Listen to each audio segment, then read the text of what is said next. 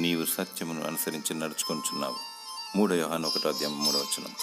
సత్యమును అనుసరించడం బహు మంచిది. సత్యవాక్యమును చేపట్టి సత్యవాట్లను పయనించడం మరి మంచిది.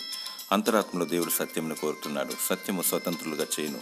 సత్యము నిన్ను సాత్వికములోనికి నడిపించును. సాత్వికులు భూలోకమును స్వతంత్రించుకొందురు. మనం ఈ లోకాన్ని విడిచిపెట్టి వెళ్లే వరకు అపవాదితో ఆత్మీయ పోరాటం ఉంటుంది. వాని తంత్రములను ఎదిరించుటకు సత్యమైన దట్టి ఎంతైనా అవసరం. దుష్టుడు అబద్ధికుడు, అబద్ధమునకు జనకుడు కనుక నిన్ను సమీపించలేడు. ఎందుకనగా నీలో ఉన్నవాడు ఈ లోకంలో ఉన్నవాని కంటే గొప్పవాడు. ఆయన సత్యవంతుడు. ప్రభువైన యేసుక్రీస్తు మొదటివాడు, కడపటివాడు. కలువరి శిలువలో రక్తం చిందించి చనిపోయి తిరిగి లేచాడు.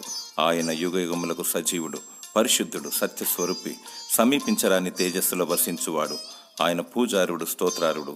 ఆయనే మార్గము, సత్యము, జీవము. ఆయనను ఆత్మతో సత్యముతో ఆరాధించు. దేవుడు నిన్ను సత్యమందు నిలిపి సంపూర్ణునిగా చేయునుగాక. ఆమేన్.